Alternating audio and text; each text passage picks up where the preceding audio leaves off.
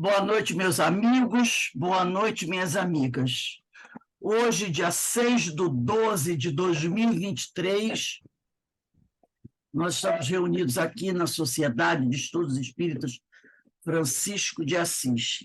E nesse horário nós estudamos essa obra, Emmanuel, de Francisco Cândido Xavier, pelo Espírito Emmanuel. É o primeiro livro que Emmanuel psicografou do orientador espiritual Emmanuel, né?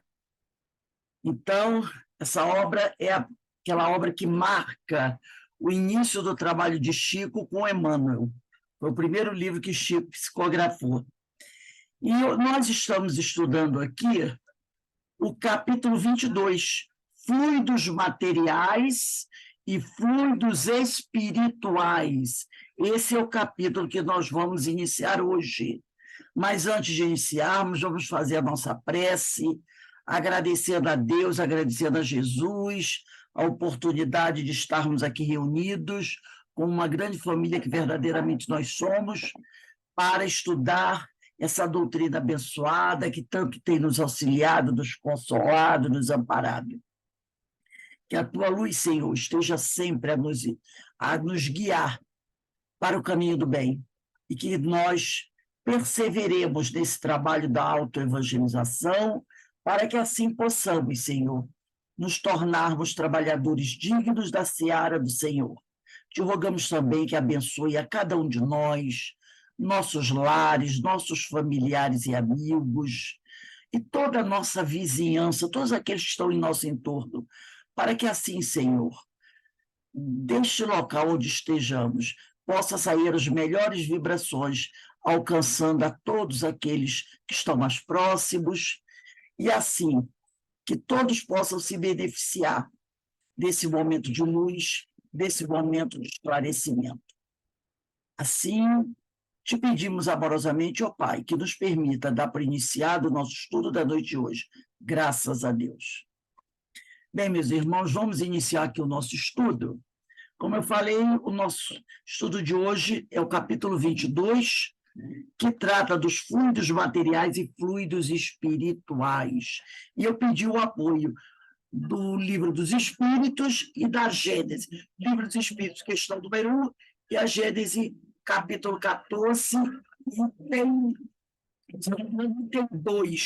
tem dois. Então, vamos começar aqui. O Emmanuel começa trazendo 3 perguntas, né, o texto. Ele diz assim, primeira pergunta, serão os fluidos correntes de elétrons? Segunda pergunta, serão essas correntes de duas naturezas? Uma para atuar sobre a matéria e outra sobre o espírito preso a essa matéria? Terceira pergunta, a corrente espiritual será formada pelas ondas eletrônicas? E quarta pergunta, que na realidade são 4, o elétron da corrente espiritual será o mesmo da corrente material? Então, a gente vê que ele coloca aqui 4 perguntas bastante delicadas, não é? Para serem respondidas. E ele vai começar aqui trazendo um esclarecimento dessas perguntas. A primeira, que seriam os fluidos correntes de elétrons, ele comenta assim, a ciência terrestre classifica o elétron como a derradeira unidade de matéria, de carga elétrica negativa. No mundo do infinitesimal, porém, temos um caminho ilimitado e progressivo a percorrer. Ele diz que a ciência terrestre coloca o elétron como a derradeira unidade de matéria de carga elétrica negativa. Mas a gente sabe que no mundo do infinitesimal, quer dizer, do pequeno, temos um longo caminho a percorrer, né? Como é que nós poderemos dizer que essa molécula é a última molécula, é a menor? Não temos capacidade de afirmar isso. De vez em quando a ciência vai avançando, né? E vai cada vez mais se aprofundando.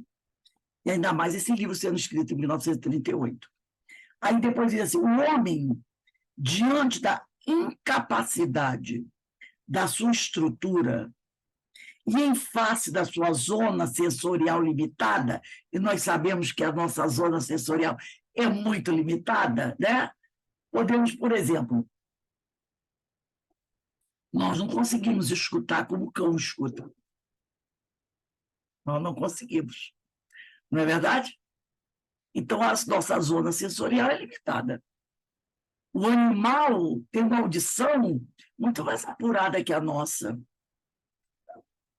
Visão também. Alguns animais não têm uma visão muito mais apurada que a nossa, por isso que ele diz aqui, o homem, diante da incapacidade da sua estrutura, em face da sua zona sensorial limitada, não consegue ir além no labirinto de segredos do microcosmo.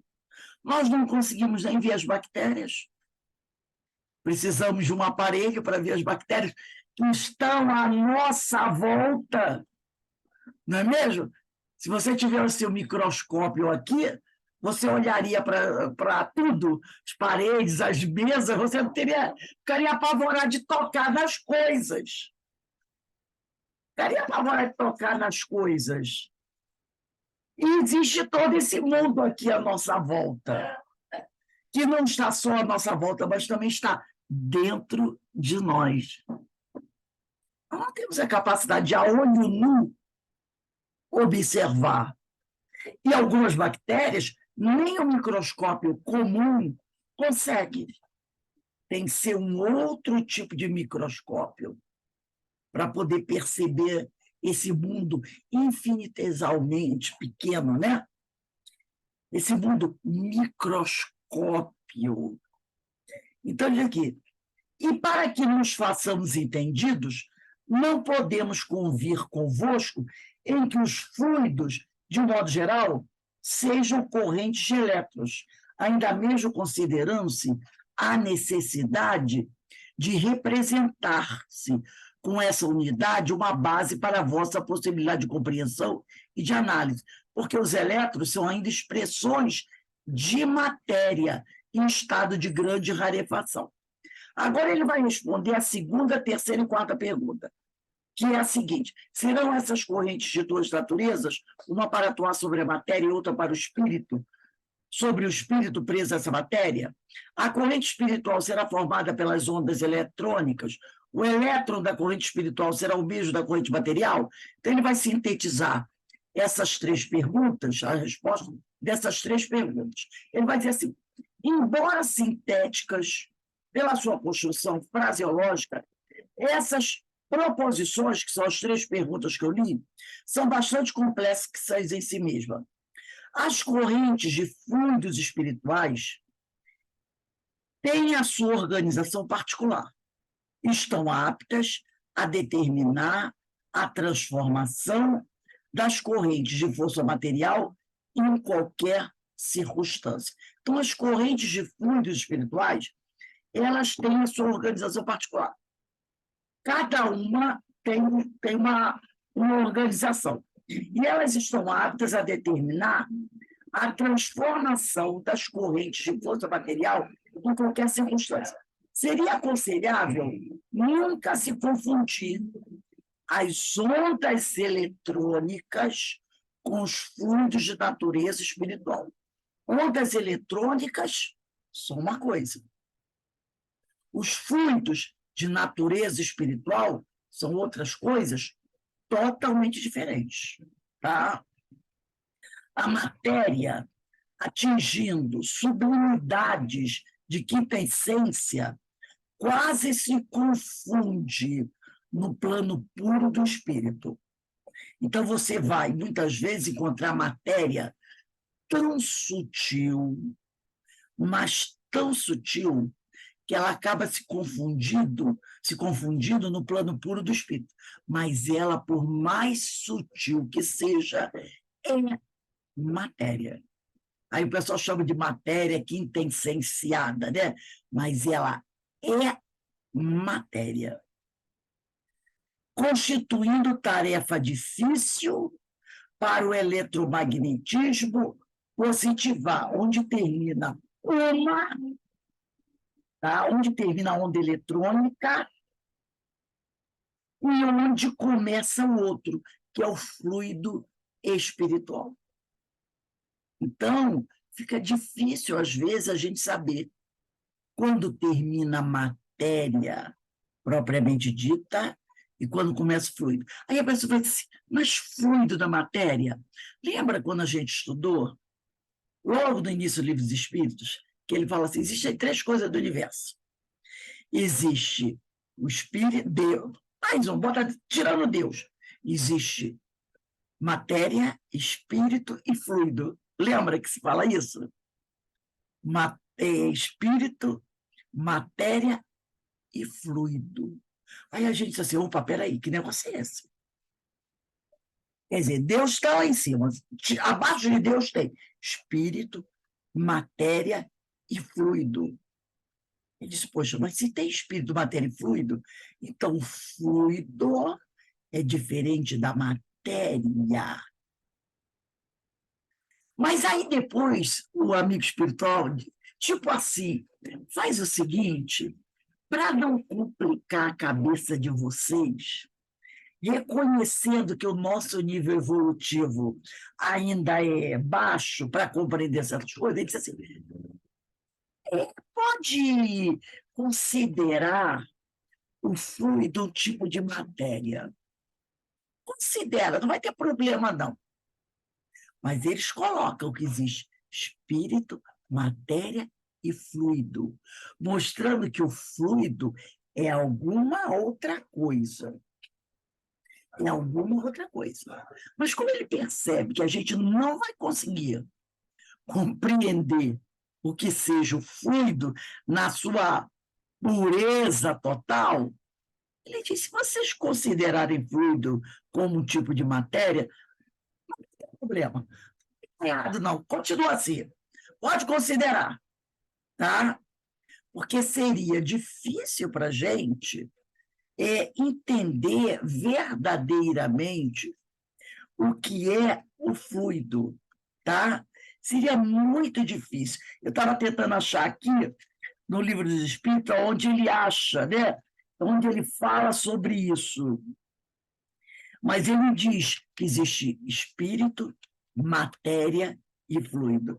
E quando ele fala isso, você fica, opa, peraí, né? É muito complicado. Tanto que quando ele diz aqui, ó,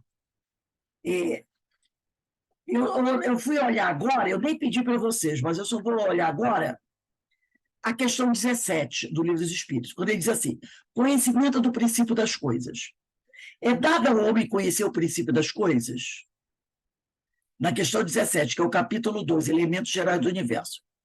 E os espíritos dizem, não, não.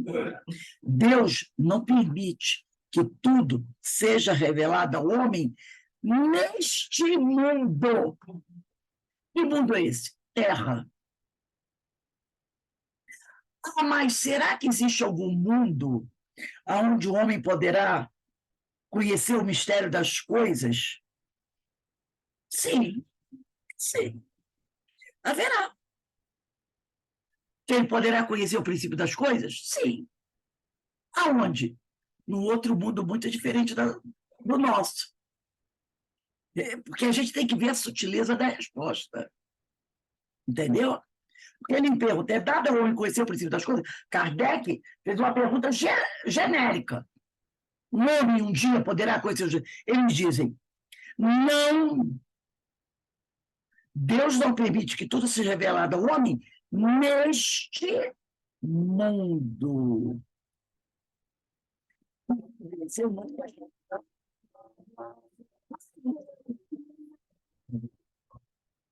Né? Vocês não estão me ouvindo, não? Meu microfone está ligado. Carmen, está me ouvindo? Deu uma Ficou falhado, falhazinha. eu não consegui entender. Então, o que eu estou dizendo é o seguinte, é que nessa pergunta, olha só, deixa A eu questão 17, isso. 17, né? Então ele diz lá, é dado ao homem conhecer o princípio das coisas? Kardec faz essa pergunta sobre o homem em geral, e eles respondem: não, Deus não permite que ao homem tudo seja revelado neste mundo. Que mundo é esse? O mundo de provas e expiações. Nesse mundo não. Tá? Nesse mundo não. Por quê? Porque falta ao homem condições e conhecimentos para que ele possa conhecer as coisas nesse momento. Um dia conheceremos, mas na atualidade não. Tá? Olha 18. Penetrará o homem um dia o mistério das coisas que lhes estão ocultas? Aí eles respondem: o véu se levanta a seus olhos à medida que ele, o homem, se depura, à medida que o homem evolui intelectualmente e moralmente, tá? Que evoluir intelectualmente é fácil. É intelectualmente e moralmente. Mas para compreender certas coisas, são-lhe precisas faculdades, quer dizer, uma inteligência superior que ele ainda não possui. Então, um dia, nós vamos conhecer, nós vamos ter esse conhecimento, essa capacidade, entendeu? Mas, por enquanto, não. O homem, por enquanto, não conhece. Então, quando ele disse para a gente, O Rose, oi, aqui na 27 ele também dá uma eu pincelada vou boa. agora, eu vou para 27 agora, seu Então tá jóia. adiantadinho, o adiantadinho. Aí, esse é o aluno que a professora vai, olha para ele assim, atravessado. 27, estou indo para lá agora, olha só. Então, dois elementos gerais do universo, a matéria e o espírito. Essa pergunta é danada. Sim, e acima de tudo, Deus o Criador, o Pai de todas as coisas. Deus, espírito e matéria constituem o princípio de tudo que existe. Né? A trindade universal, Deus, espírito e matéria. Mas aí ele me vem com essa frase: mas ao elemento material. O que é o elemento material? É a matéria. Ele diz que é uma trindade: Deus, espírito e matéria. Uma trindade. Mas ele diz: mas ao elemento material, que é a matéria, se tem que juntar o fluido universal. Aí você diz: espera aí, mas é trindade? Deus, espírito, matéria? Aí ele diz que se eu tenho que juntar o fluido material, o fluido universal, a matéria, então não pode ser a mesma coisa. Ele vai dizer: a matéria eu tenho que juntar a outra matéria? Entendeu o que ele está dizendo aqui?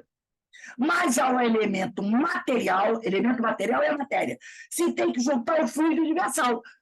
Ora, se ele vai juntar, é porque são duas coisas diferentes. Não é? Mas ao elemento material, se tem que juntar o fluido universal. Ele não disse mais ao elemento espiritual, eu vou juntar o fluido universal. Ele disse: ao elemento material, eu vou juntar o fluido universal. E desempenha o papel de intermediário entre o espírito e a matéria. Esse fluido universal aqui não é perispírito, não, tá? Que o pessoal fala assim: intermediário, quer dizer, não, aqui a gente não está falando de homem. Lembra que eu já falei isso para vocês? Nesse momento não se está falando de homem, tá? Não se está falando de homem. A gente só começa a falar sobre homem, espírito, na questão 76, que a gente vai falar do espírito com letra maiúscula. A palavra espírito com letra maiúscula é o ser inteligente. E a palavra espírito, com letra minúscula, é o princípio inteligente. Duas coisas totalmente diferentes. Então, ele diz aqui, mas ao elemento material se tem que juntar o fluido universal, que desempenha o papel de intermediário entre o espírito e a matéria. Opa! Se entre esse princípio espiritual e o princípio material tem que ter um intermediário, esse intermediário não pode ser nem princípio espiritual, nem princípio material. É um elemento, vamos dizer assim, neutro. É um elemento diferente dos dois, para ser intermediário. Aí ele diz que desempenha o papel de intermediário entre o espírito e a matéria propriamente dita, por ter mais grosseira, para que o espírito, o elemento espiritual, possa exercer ação sobre ela. Aí ele vai dar uma atenuada aqui. Embora, de certo ponto de vista, seja lícito classificá-lo, né, o fluido universal, como elemento material, ele se distingue deste por propriedades espirituais. Se o fluido universal fosse positivamente matéria, razão não haveria para que também o elemento espírito o espírito não fosse. Está colocado entre o espírito e a matéria. É fluido, como a matéria é matéria. É suscetível pelas suas inúmeras combinações com a matéria, devido a inúmeras combinações com a matéria, e sob a ação do espírito, do elemento espiritual, de produzir a infinita variedade das coisas, de que apenas conhecia uma parte mínima. Esse fluido universal, ou primitivo, ou primordial, ou elementar, sendo o agente de que o espírito se utiliza, é o princípio sem o qual a matéria estaria em perpétuo estado de divisão. Quer dizer, se não tivesse fluido, ela se dispersaria e nunca adquiriria as qualidades que a gravidade lhe dá. Né? Então, bastante. E aí a gente tem que estudar mais isso. A gente tem que estudar mais isso. Essa questão 27. A gente tem que se aprofundar nisso, tá? Então, como ele disse aqui, né? As correntes, voltando agora ao Emmanuel, as correntes de fluidos espirituais têm a sua organização particular e estão aptas a determinar a transformação das correntes de força material, em qualquer circunstância. Seria aconselhável não se confundir as ondas eletrônicas, que são matéria, não é? Como nós vimos aí, com os fluidos de natureza espiritual. Então, vamos anotar aí as questões que a gente viu. A gente viu a questão 17, 18 e 27. Tá? A gente viu essas três questões aí. É bom anotar aí. A matéria atingindo sublimidades de quinta essência, né? A matéria atingindo sublimidades de quinta essência é porque ela fica tão sutil que, né, quase se confunde, mas não se confunde. Ela quase se confunde, né? No plano puro do espírito. Quase se confunde, tá? Constituindo tarefa difícil para o eletromagnetismo positivar onde termina um e onde começa outro. Onde termina o fluido, onde começa a matéria. Percebeu? É isso que ele está dizendo.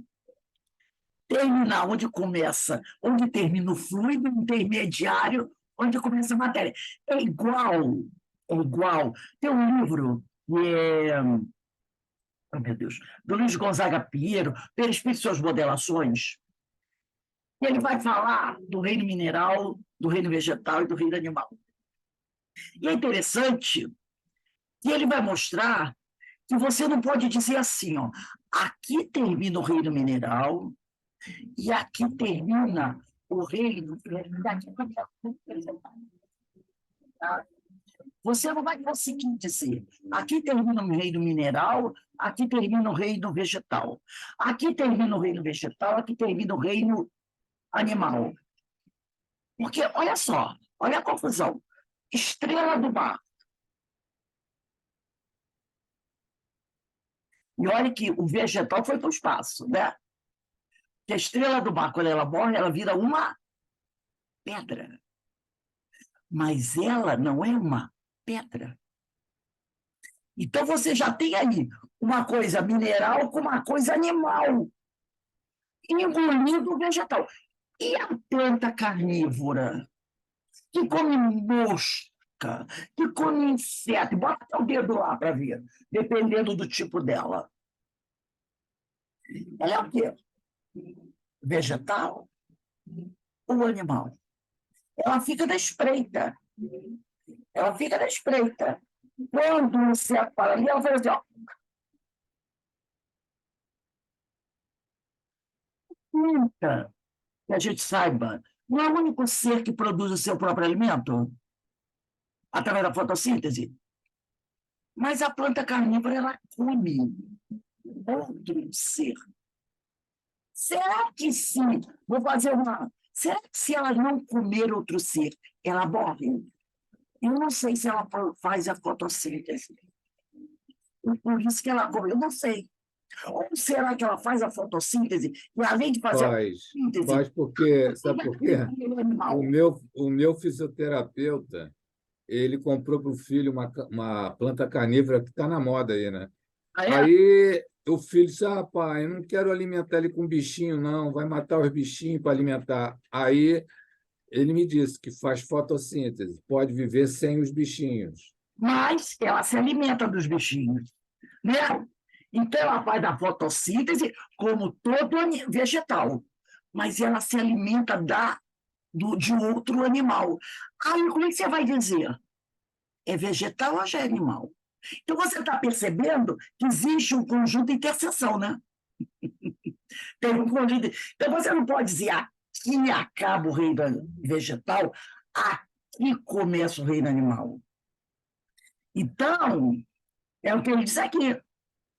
A matéria atingindo sublimidade de quinta essência quase se confunde no plano puro do espírito, constituindo tarefa difícil para o eletromagnetismo positivar, onde termina a matéria e onde começa o fluido.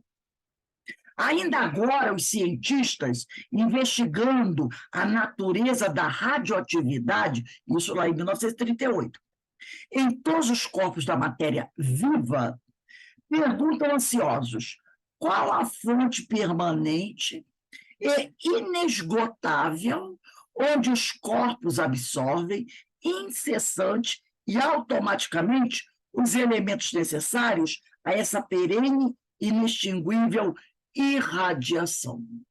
Vamos pegar a Gênese, capítulo 14, item 2. Os fluidos. Olha o que está escrito aqui. Natureza, capítulo 14, os fluidos. Natureza e propriedade dos espíritos, dos fluidos. Natureza e propriedade dos fluidos. Item 2. Como já foi demonstrado, o fluido cósmico universal é a matéria elementar primitiva. É o item 2 do capítulo 14, da qual as modificações e transformações constituem a inumerável variedade dos corpos da natureza. Aí eu vou dar uma puladinha no item 5 e vou voltar. O item 5 diz assim: o ponto de partida do fluido universal é o grau de pureza absoluta, do qual nada nos pode dar uma ideia. O ponto de partida dele é o grau de pureza absoluta. Isso é o item 5. Eu dei um pulo para o item 5, do qual nada nos pode dar uma ideia.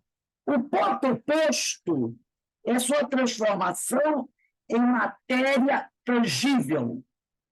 Entre esses dois extremos existem inumeráveis transformações que se aproximam mais ou menos de um, do ponto inicial pureza absoluta, ou de outro, que é da matéria, né? Tangível. Vamos voltar para o item 2. Como princípio, voltei para o item 2.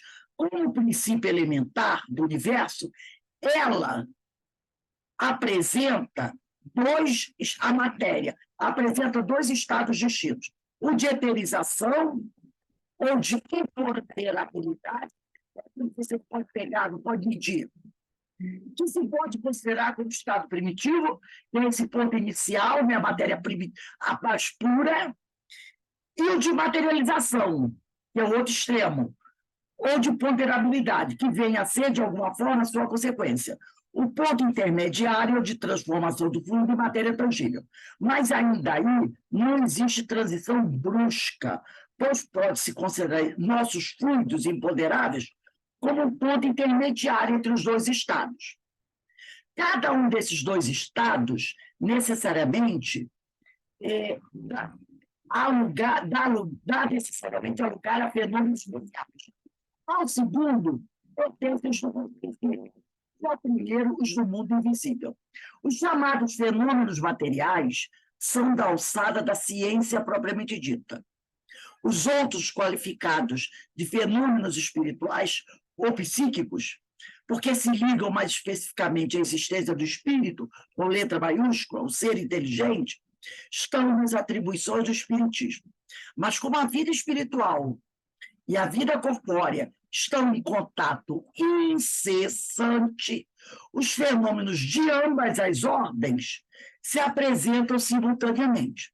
O homem no estado de encarnação só pode ter a percepção dos fenômenos físicos que se ligam à vida corpórea. Os que são do domínio exclusivo da vida espiritual escapam aos sentidos materiais e só podem ser percebidos no estado de espírito. Vamos voltar lá para o Emmanuel, né? Então, ele diz aqui, ele quer saber isso. Eu vou voltar a ler esse pedaço. Ainda agora, os cientistas, investigando a natureza da radioatividade, lá em 1938, em todos os corpos da matéria viva, eles querem saber de onde vem essa radioatividade. Quando você tira eletrocardiograma, quando você tira o raio-x, quando você faz como é que é aquele negócio que a gente entra no tubo lá? Para medir. Tomografia e ressonância. Computadorizada, ressonância magnética, como eu fiz lá. Não é tudo isso que é medido? Já diz, ó, ressonância magnética. Então, nós temos isso dentro do nosso corpo, não é verdade? Essa energia dentro do nosso corpo. Então, ele diz aqui, ainda agora os cientistas investigando a natureza da radioatividade em todos os corpos da matéria viva, então essa radioatividade está presente na matéria viva, perguntam ansiosos, qual a fonte permanente é inesgotável, onde os corpos absorvem, incessante e automaticamente, os elementos necessários a essa perene e inextinguível irradiação.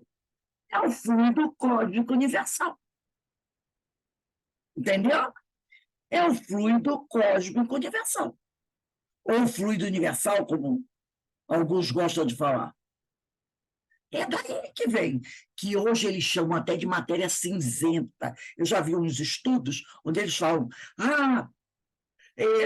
uns dizem, né? Matéria cinzenta, outros dizem matéria escura, que no universo tem uma matéria escura, onde eles acham que tudo surgiu dali. Continuando aqui, com Emmanuel.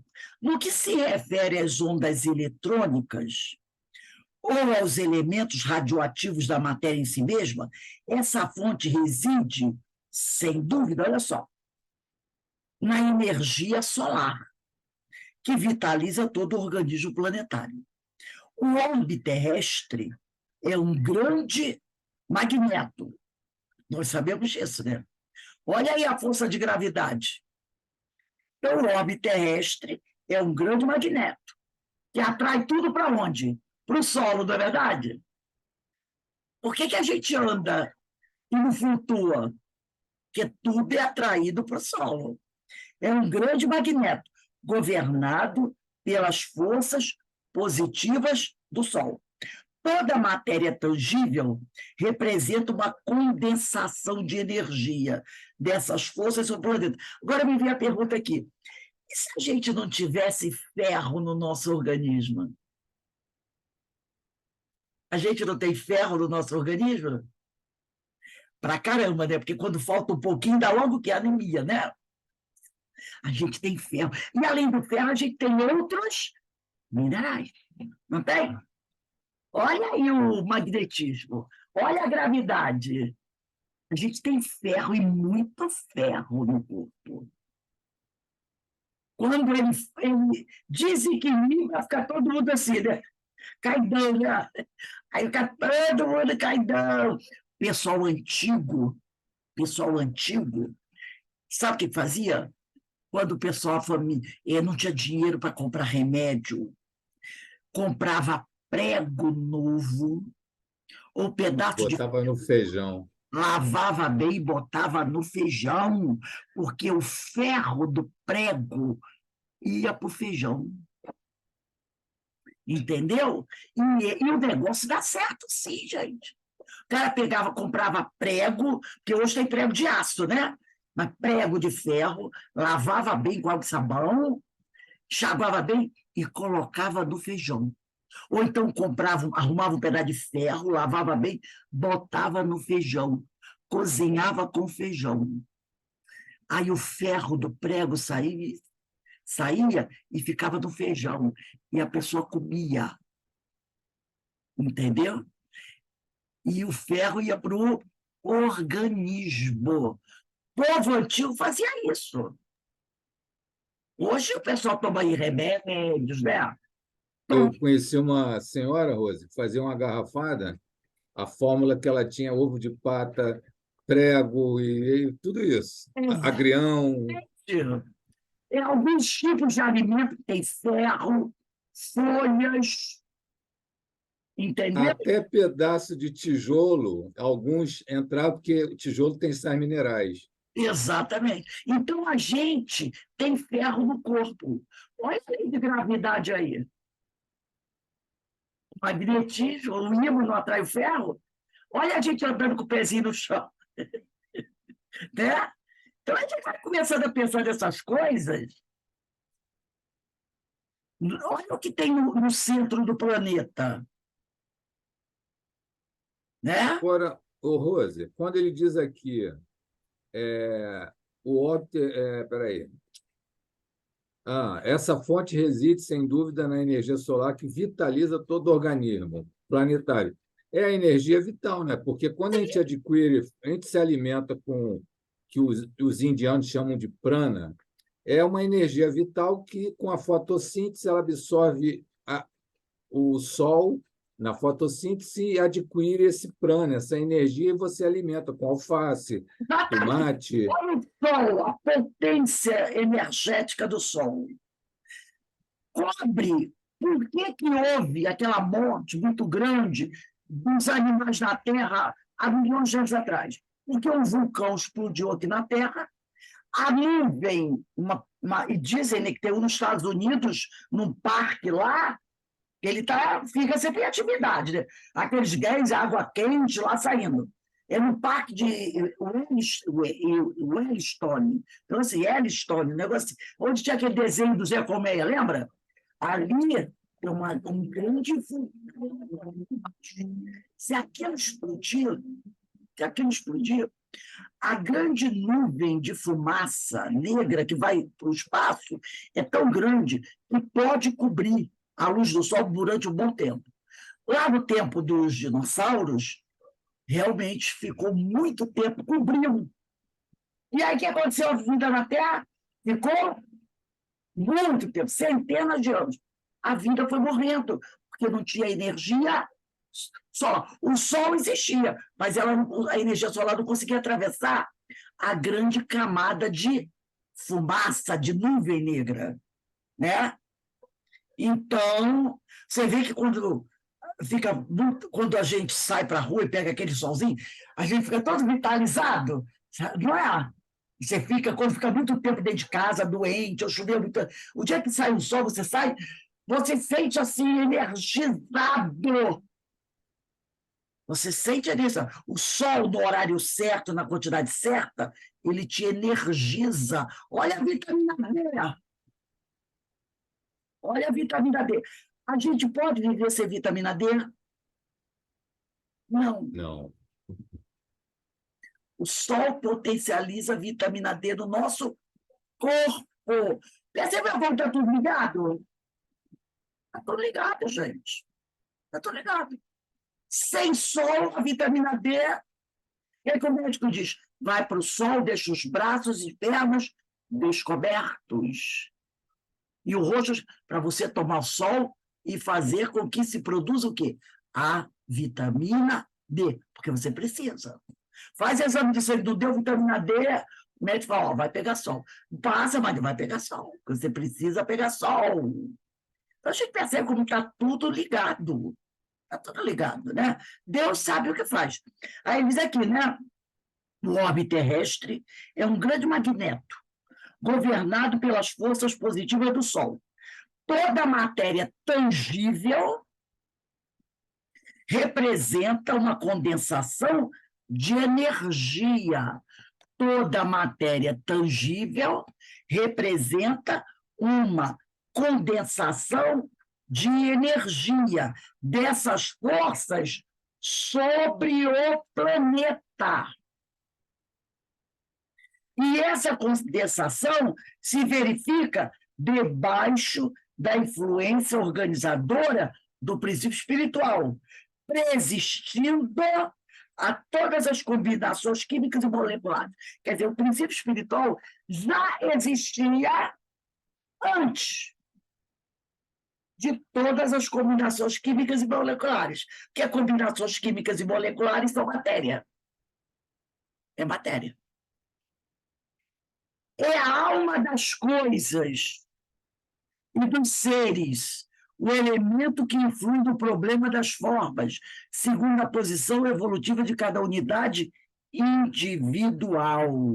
Então, não diríamos que o fluido é a alma das coisas, né? Todas as correntes eletrônicas, portanto, ondas de matéria rarefeita, aquelas mais sutis, são elementos subordinados às correntes de fluidos ou vibrações espirituais. Aquelas são os instrumentos passivos. Estas, que são as vibrações espirituais, né, são as forças ativas e renovadoras do universo. Então, todas as correntes eletrônicas, portanto, ou ondas de matéria rarefeita, são elementos subordinados às correntes de fluidos ou vibrações espirituais. Aquelas, quem são aquelas? São as correntes eletrônicas. São os instrumentos passivos, estão subordinados. Estas, que são as vibrações espirituais, as forças ativas e renovadoras do universo. Tá? Os corpos terrestres encontram no Sol a fonte mantenedora de suas substâncias radioativas. Então, os corpos terrestres vão encontrar no Sol a fonte mantenedora de suas substâncias radioativas. Mas todas essas correntes de energia são inconscientes e passivas. Os espíritos, por sua vez, encontram em Deus fonte suprema de todas as suas forças. Então, os corpos terrestres, eles precisam dessas substâncias radioativas, é isso que ele está falando. Tá? Mas o espírito, não. Os espíritos encontram em Deus a fonte suprema de suas forças. Então, a matéria vai buscar nas substâncias radioativas, né? Ou melhor, as substâncias radioativas são a fonte mantenedora da matéria, mas não são a fonte mantenedora dos espíritos. Mostrando bem a diferença entre espírito e matéria. Os espíritos encontram em Deus a fonte suprema de todas as suas forças, em perene evolução no drama dinâmico dos sistemas. É isso que ele quer mostrar. Tá? Vamos lá no Livro dos Espíritos, na questão número 1. Livro dos Espíritos, questão número 1. Só para a gente falar um pouquinho sobre essa fonte né, mantenedora das forças do espírito. Número 1, de Deus, capítulo 1. Deus infinito. Quem é Deus? Ele não bota quem é Deus. Tira a personalização, tá? Que é Deus? Deus é a inteligência suprema, causa primária de todas as coisas. Que se deve entender por infinito? O que não tem começo nem fim. É o eterno. O desconhecido, tudo que é desconhecido é infinito. Na realidade, é o eterno. Aí, eu vou aqui, deixa eu ver aqui.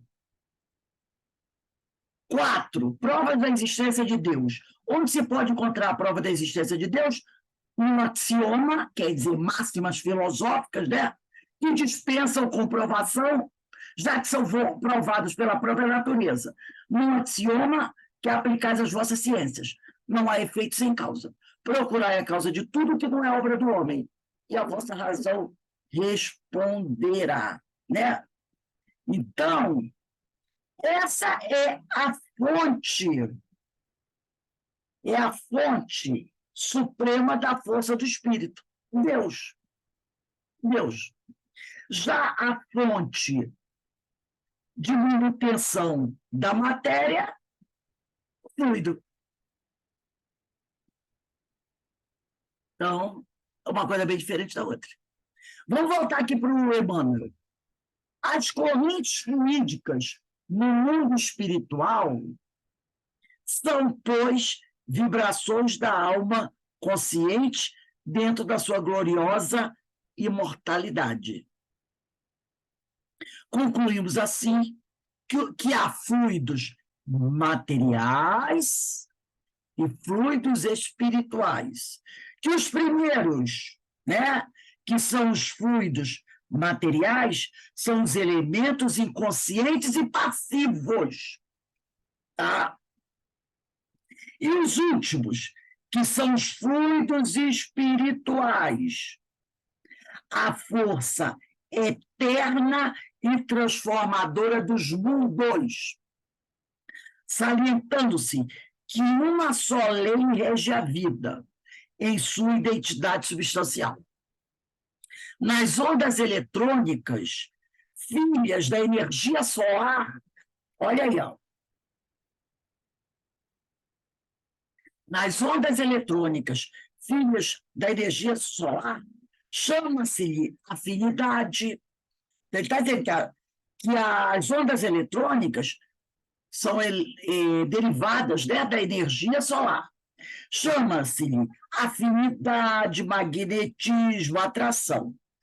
E das correntes de fluidos espirituais, filhas da alma, partícula divina, chama-se-lhe misericórdia, simpatia, piedade e amor.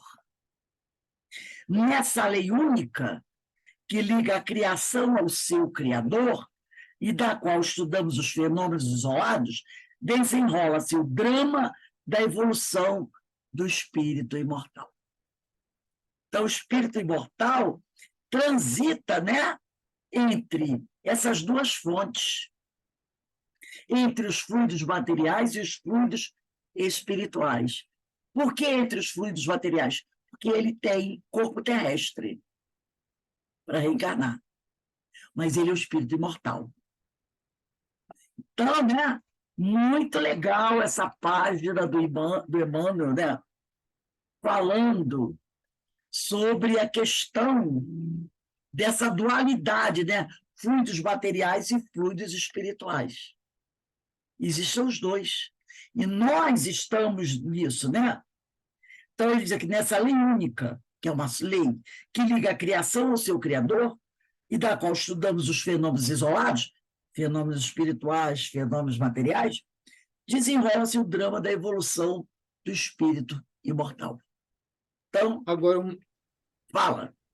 uma coisa que, como ele falou aqui, né, que filhas da alma, partícula divina, chama-se misericórdia, simpatia, piedade, amor.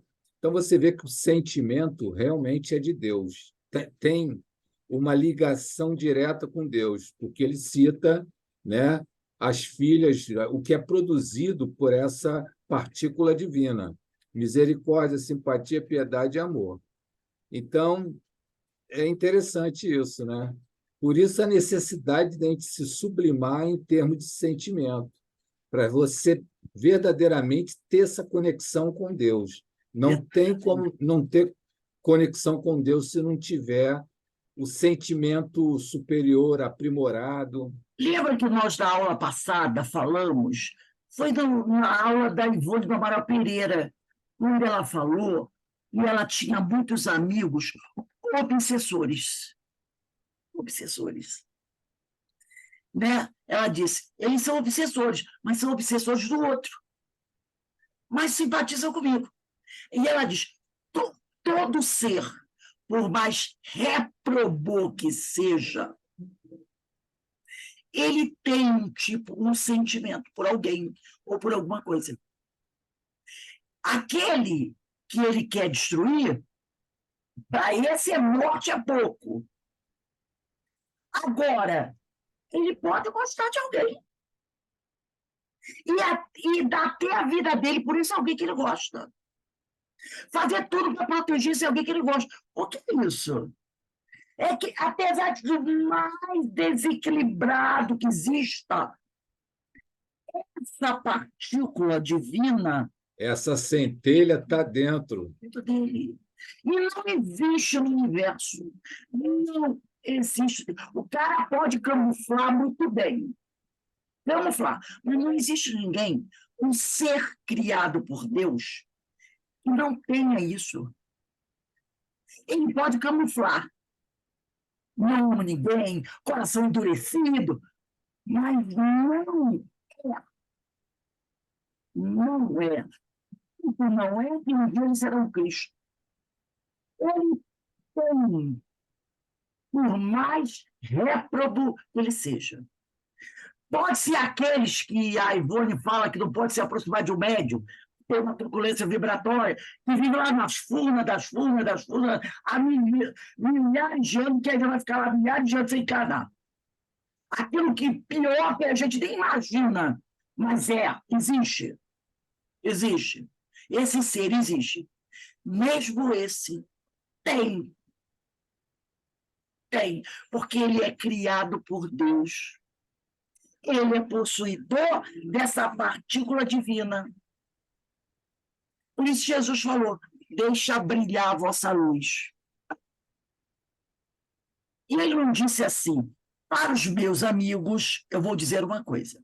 Para os bonzinhos do mundo, eu vou dizer uma coisa, deixe brilhar a vossa luz, porque só os bonzinhos do mundo têm luz. Não, ele disse, deixai brilhar a vossa luz, ponto. Ora, ele disse para quem? Para todas as criaturas que saíram das mãos de Deus, espíritos, para todos os espíritos. Seja ele aquele que está no início lá dos espíritos imperfeitos, que ele está começando, foi criado agora, né? Daquele que foi criado agora, da terceira ordem, mais imperfeito dos imperfeitos. Espíritos mais réprobos, e a gente nem sabe como ele é, mas que existe. Deixai brilhar a vossa luz. Porque você tem luz. Tem que ter, você é criatura de Deus. Deus não cria alguns com luz e outros sem luz. E quando a gente, todos nós já sabemos disso, desenvolver a asa da sabedoria, do conhecimento, a asa da moral. A moral, na verdade, é deixar florar todas essas potencialidades de Deus. Todos esses sentimentos que vêm de Deus, que é o amor, por exemplo. Aí diz, a asa da moral, amor. Né? No Consolador até ele comenta isso. Então, você vê que tem a ver isso tudo, né? A gente tem que despertar esse divino que há em nós. E ele, porque ele está lá. O divino está lá. A gente que não acredita que ao ver um sujeito tão brabo da vida, você diz assim, esse aí, esse é seco, esse não tem nada. Tem como nós temos, só que está o quê? Adormecido. Mas, de vez em quando, ele olha para alguém e ele tem por aqui. Pode ser um animal, pode ser até um objeto, um carro, um barco, mas ele tem isso, né? Essa centelha divina. Por isso que quando a gente fala, né? Por isso que a gente diz aqui, né? E nas correntes de fluidos espirituais, filhas da alma, partícula divina, chama-se de misericórdia, simpatia, piedade e amor. Ele tem. Entendeu? E tem, sofre quando esse ser que ele ama sofre, morre. Ele sofre, como todos nós sofremos. Muitas vezes ele não quer dar o braço a torcer, né? Ele é o durão, que ele é o poderosão, então ele não quer dar o braço a torcer. Mas ele tem que ter, porque ele é criatura de Deus. É difícil para a gente, no nosso grau evolutivo, para muitos de nós, aceitar que ele tem, pelas coisas que ele faz. Né? Muitas vezes a gente não quer acreditar. Não é possível, não é possível. Não é possível que essa criatura tenha. Essa criatura é desprovida de tudo. Não, ele tem.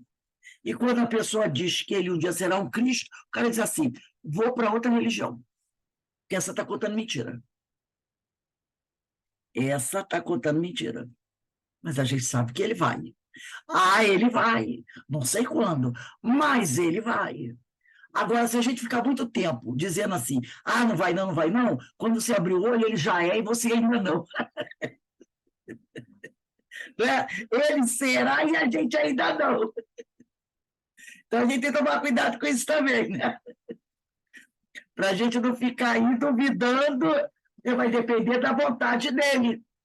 Vai depender da vontade dele. Se ele ligar o botão, ele vai embora. Né? Semana que vem, a gente vai começar capítulo 23, que fala da saúde humana, vai falar da medicina espiritual. Depois nós vamos entrar no corpo, né? No corpo espiritual, e aí Emmanuel vai, né? Aprofundando os tempos Consolador, né? Ele vai se aprofundando aí. E realmente esse livro dele é maravilhoso. É maravilhoso. Então, semana que vem, dia 13, né? 13, nós vamos para o capítulo 23, a saúde humana. São coisas... Emmanuel realmente é o exegeta do Evangelho, né? É de um conhecimento. Infelizmente, algumas pessoas. Eu estava procurando aqui no Evangelho, né, quando diz, né, que o homem, mesmo aquele abjeto, ele, como você disse, pode amar um objeto, um animal, uma planta. Eu queria encontrar isso quando ele. Aí eu estava no. Ou amar os nossos inimigos, ou o anterior, né? Amar o próximo como a si mesmo. Mas não encontrei, porque ele faz essa referência, né? Aí diz que o homem mais réprobo do mundo, ele tem alguma coisa que ele ama. Ele terá de alguma coisa que ele ama. Então, ninguém vai ficar perdido. Liga o microfone, Alberto. Encontrei aqui, ó. O amor é de essência divina. Qual o E capítulo? todos vós, é o capítulo 11, amar o próximo como a si mesmo. Itens 9. O amor é de essência divina e todos vós, do primeiro ao último, tendes no fundo do coração a centelha desse fogo sagrado. É o que você está dizendo. É fato que já haveis podido comprovar muitas vezes. Este, o homem, por mais abjeto, vil e criminoso que seja, vota a um ente ou a um objeto qualquer viva e ardente afeição, à prova de tudo quanto tendesse a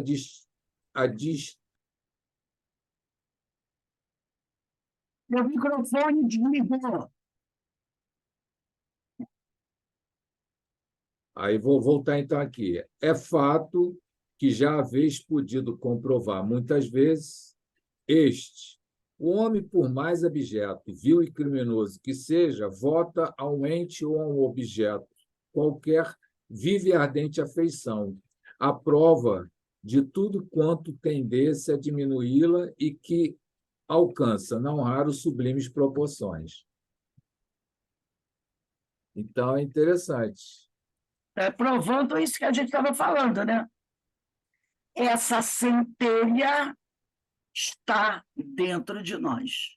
Não... Aí ele continua até um pedacinho aqui. Há um ente ou um objeto qualquer, disse eu, porque há entre vós indivíduos que, com o coração a transbordar de amor, despende tesouros desse sentimento com animais, plantas e até com coisas materiais, espécies de misantropos que a se queixarem da humanidade em geral e a resistirem ao pendor natural de suas almas, que buscam em torno de si a afeição e a simpatia, rebaixam a lei de amor à condição de instinto. E aí tem gente que acha que ama mais os animais do que as plantas, do que o ser humano, né? Exatamente, né? Mas ama. Mas ama, ele ama, né? Então, não existe ninguém que seja desprovido. Essa centelha está lá. Então, nós vamos encerrando agora o nosso estudo dessa obra maravilhosa de Emmanuel, né? Daqui a pouco nós teremos a nossa irradiação para os nossos irmãos desencarnados. E eu vou pedir a nossa irmã Deina, você pode fazer a nossa prece de agradecimento, por favor? Posso sim.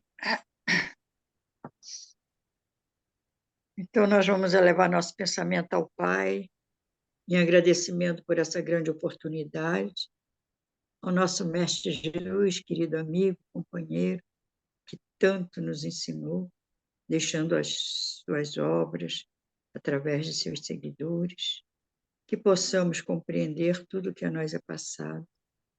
E a esse querido amigo Chico Xavier, que nos deixa obras maravilhosas para podermos nos instruir e nos melhorar cada vez mais.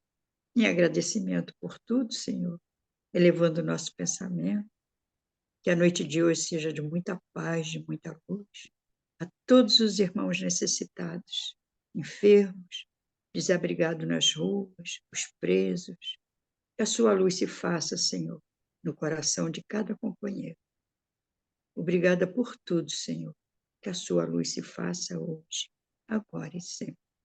Graças a Deus. Graças a Deus. Então, meus irmãos, uma boa noite para todos. um bom trabalho que ainda vai se desenvolver aí na nossa casa. E amanhã estaremos de volta, né, com os nossos estudos às 16 horas e a nossa palestra pública. Um beijo no coração de todos. Vou passar aqui, Denise, para você, o anfitrião, tá? Denise Oliveira. Boa noite para todos.